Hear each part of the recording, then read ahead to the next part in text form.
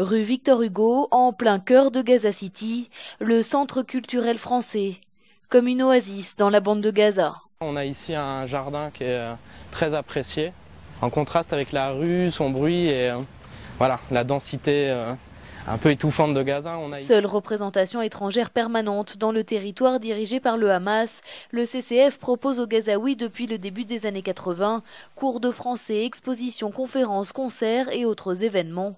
Une offre unique dans cette bande de terre de 360 km².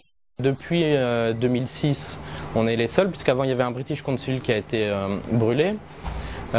Donc c'est vrai que ça fait de nous un espace complètement unique dans la bande de Gaza et ça joue aussi sur son attractivité. Le centre est aussi un des rares endroits de mixité, une bulle de respiration pour les quelques 600 étudiants palestiniens qui le fréquentent. Parmi eux, Amir, 21 ans, vient presque tous les jours.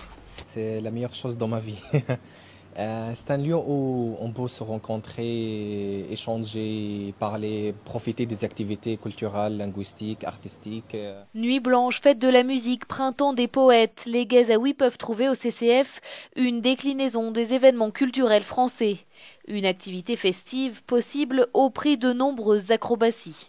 C'est faire à la fois avec l'embargo israélien qui nous empêche la plupart du temps de faire rentrer des artistes français ici, ce qui est pourtant une de nos missions, comme les autres centres dans le monde.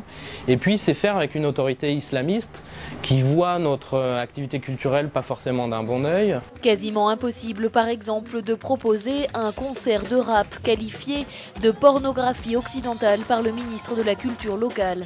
Pourtant, il se produit parfois de petits miracles comme cette fête de la musique 2012 organisée après 4 jours de bombardement israélien autour du chanteur Gézer venu de Belfort spécialement pour l'occasion. Fort de son succès, le CCF va bientôt s'agrandir.